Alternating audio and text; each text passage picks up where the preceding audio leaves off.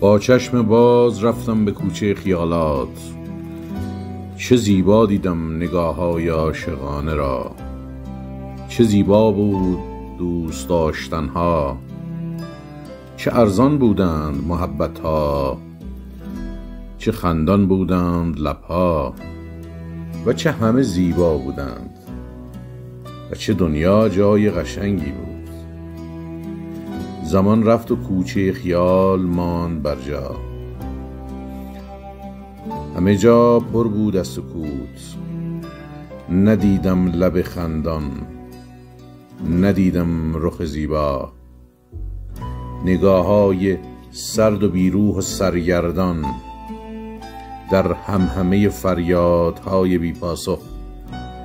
نبود دل آرامی، نبود زمزمه شادی.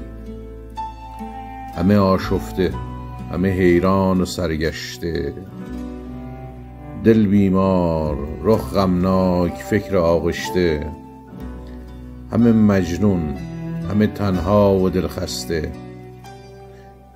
چرا دنیای ما رنگی ندارد؟ چرا لبهای ما آهنگی ندارد؟ چرا دنیای ما سرد است و بیروح؟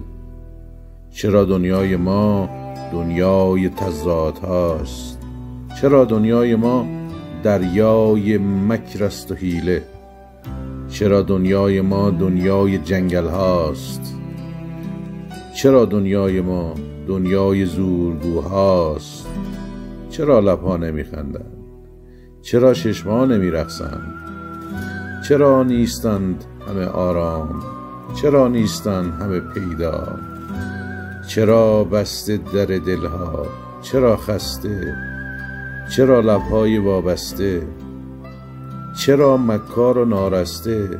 چرا نقشه های پیوسته؟